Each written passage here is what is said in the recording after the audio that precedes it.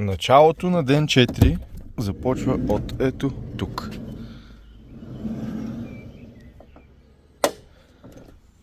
И сега след малко ще обясним защо. Само да си пие на кафенцето от любимата чашка. Ден без смях е пропилян ден. При тази горичка се набях на водни от целия. Точно е тук. Имаше едно кемперче, който ме взе на стоп и ме закара обратно до буса. И съответно идеята, нали, е да си вървя с кемпера. С нощи т.е. да си спя в него, да си го предвижвам, но да си вървя пеша. И съответно с нощи спах тук, точно докъдето бях стигнал пеша. Сега тук надолу на няколко километри е Зубири. Мисля да си оставя тук буса, да отида пеша до Зубири, да се върна на стоп, да си го преместя до Зубири, защото ще ми е по-трудно после. И след това от Зубири до Памплона. И така, продължаваме. Но тук местенцето беше много тихо и готино за спане. Тръгвам пак из горичките. Общо взето, понеже дават доста да вали и между Памплона и Зубири сигурно ще има много трафик от коли. И ще ми е доста по-лесно от Памплона да взема някой на стоп до Зубири. Обаче след това, ако прино вали и буса ми е тук, трябва да прекося цялото Зубири пеша в дъжда. И след това евентуално мокър да махам за тук нагоре, дето е на среднището. Не бих казал, че е грешка, че спах на среднището, защото беше много тихо и приятно и с нощи беше много готино. Бях си отворил страничната врата, гледам настрани към оная хубавата гледка. И въздухът е перфектен. Но със сигурност в селцата е доста по-лесно после да се предвижда човек между тях. Но както и да е, продължаваме си каминото. Това е част от... тук как мириш на мокър бор. Това е част от нещата. Всеки се избира трудностите. Аз до някъде, въпреки че не го мисля изобщо толкова много, колкото преди си мислих, че го мисля. Това с буса, къде ще спирам, как ще стигам до него. Като гледам хората, които се чудят дали ще намерят легло в албергетата, понеже в момента е лудница. И то е лудница заради тия 3-4 почивни, след това нещата ще се оправят. Но като гледам на тях ме е доста по-обременяващо да си намират легла. Те, дори тия, които си запазват, звънят по телефоните и навсякъде им казват, че всичко е пълно. Но реално номер да си намериш легло е друг. Естествено, тък му извадих телефона, викаме и тук ще пусна едно видео. Човека вече е закъсал с краката още от тук. То първият ден е много труден. Тък му извадих телефона и заваля дъжд, естествено. Аз съм и без дъждобран и днес си покъс ръкав, защото нямаше.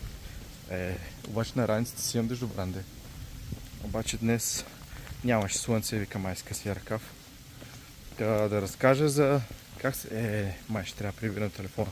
В следващото видео ще разкажа за как си намирам легла.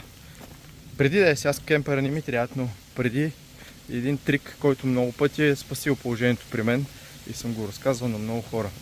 Щастие за сега ми се размина, защото видях, че вчера като съм си изкарал дъждобрана да ми изсъхва и да не вземе да е на топка вътре в раницата му хлясал и съм го забравил. Днеска си има спускане. Сега съм точно някъде преди Зубири, даже най-вероятно и тия къщи са Зубири. Това е една от първите спирки от първите дни. Ако някой е в много добра форма, може да е тук спокойно на втория ден.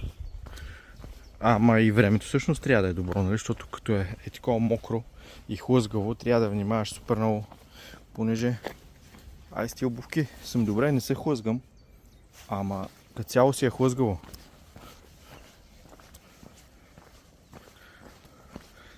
Обувките от вчера са ми толкова мокри, че то няма и слънце, сега да ги изкарам да съхнат. Ни перегрини си от Италия, които ги изпреварих и ме настигат. Сега навсякъде има чешмички по камино, пейче си да си почиваш. Тук нещо възстановяват, може и да е алберге, може и да не е. Обаче такова нещо не бях виждал. Тук под покривчето с пейка има място, къде да си сложиш колелото с стойка и да си го измиеш с четки, с вода под налягане. И тук има инструменти заключени. Помпа. Много яко. Това е стойка да си сложиш колелото тук. Тук е навлизане в Зубири. Ето мост е, ако някой е гледал ония филм с Мартин Шин, не помня дали му беше паднала раница на този мост ли, имаше там нещо станало. Добре дошли в Зубири. Ги пилигримите горе си върват по моста. Гърчето е приятно, то тук ти първа почва. Тук като е жега, от двете страни не можеш да се върдиш за местенци, където да си топнеш краката. Съм го забравил, явно камино си продължава от тук. Обаче Зубири е готино да се види. А аз все още си мисля да стопирам от тук обратно до буса, да си го преместя до Зубири. Така че тръгвам насам. Гледките от моста. И тук си има овце, си пасат спокойно. Ето е алберге, ей там е алберге. Общото в грачето има доста албергета и е приятна спирка. А за спането щях да разкажа, много пъти ми се е случвало да стигне някъде, изморен съм, не мога да вървя повече, ми казват: пълни сме, няма места. А пък примерно следващото граче или селце е там на 5-6-7 км, няма друго алберге в това граче или селце. Ето, и тук се пише комплето, фул. И да си правят резервации. Това с резервациите аз не го харесвам. Но, какъв трик съм си намерил? Питам ги, реално наистина ли сте пълни или просто сте резервирани? Понеже много хора от предния ден резервират за следващия ден, а след това по някаква причина или не стигат до там, или са контузили, или отказали, или продължават да вървят. Но дори не звънкат по телефона да кажат: отпадаме резервацията, нали няма да дойде. И те държат резервациите до към... Ей, тук май беше общинското обърте. Държат резервациите до към 5 часа след обед. И на мен това ми се беше случило към 2:30-3, бях много изморен, за първи път когато ми случи. Викам: до кога ще пазите резервациите? Защото се оказа, че чакат още 4 човека, тя вика до 5. Викам: окей, ще стоя тук, ще пия кафе, ще хапна, ще седна, ще се почина. И ако до 5 часа някой не дойде, да имам легло. Така ли? И тя вика: да. Викам: добре, супер. И така и стана. И много пъти ми се е налагало да изчакам малко, ако съм вървял до по-късно. След тук изчаквам, защото искам да снимам албергето и тук мисля, че бях спал преди. И ми се е налагало да изчакам малко. Все някой не идва. Винаги има някой, който да не дойде. И то обикновено не е един човек, те са някаква групичка или поне двама. И се оказва, че накрая има свободно легло. И сега по обяд, ако някой тръгне да търси, навсякъде е всичко заето и се отчаива. Но на практика решение винаги се намира. Е, това албергенце, съм почти сигурен, че бях спал тук. И имах много хубави спомени. Ей там отзад има още. Ей там отзад е главният път, на който ще стопирам обратно да се върна до буса. Ма ще въртна още няколко кадъра тук от селцето. Продължават да пристигат хора. Ей това е нещо като центърче. Само че точно в момента правят някакъв ремонт. И тук отляво, отдясно и от всякъде има албергета. Спомням си на първото камино, че се измъчих брутално от Рон се извадя до Памплона за един ден, което беше невероятно самоубийство. И ей тук бях спрял да си почина за малко и да хапна нещо. И след това не можех да стане да тръгна да вървя. Ама тогава пак беше така паника, че едва ли не всичко е заето, никъде няма легла. И ние от първия ден, докато чакахме на опашка Фрон се извадя 3 часа, гледахме разни апликейшни и навсякъде даваше, че всичко е заето за следващия ден до Памплона. И в Памплона имаше 2 легла в хостел и ги бяхме запазили и трябваше да вървим. Само че това беше игра на ума, беше абсолютно излишно. Тук общинското алберге на Зубири, даже тук е безплатно паркиране и съответно, понеже го дават грамотевици, много сериозни, като нищо, сега отивам да стопирам към кемпера, като нищо мога да паркирам тук и да спя, т.е. не да спя, да си спя тук, но да дойда да си вечерям и да си правя да ръбъра с хората, които са тук. Тия, които идват наляво, не ми вършат работа и нямаше смисъл да стопирам някъде там по-назад.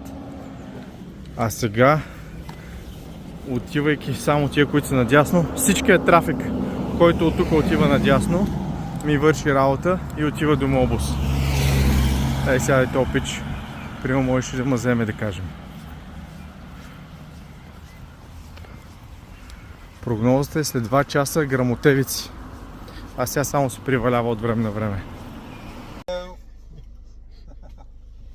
И там, на търче. О, яко кемперче, и това вече е брутално, това е за офроуд. Искаш ли ми се да ме вземат на стоп нещо е такова? Еми, обратно съм си откъдето стартирах. До тук беше днешното камино. Малко, но от сърце. В това време не ми се върви. В крайна сметка аз идвам тук да се срещам с хора, ситуации, преживявания и без това кашлям тук от един месец. Не ми се разболява напълно. Сега ако нямах избор, щях да вървя, но обикновено като ме е хващал такъв силен дъжд, а тя и прогнозата е за гръмотевици след малко. Като ме е хващал такъв дъжд, съм си вървял до следващото свободно оберге, един горещ душ и се почват билковите коктейли. Ама... чак през прозореца ми вали вътре. Още малко дъждец.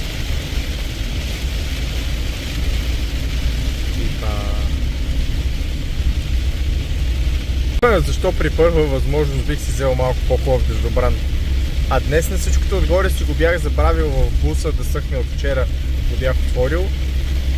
И точно му върнаха на стопония двойката младата с кемперчето и заваля дъжд.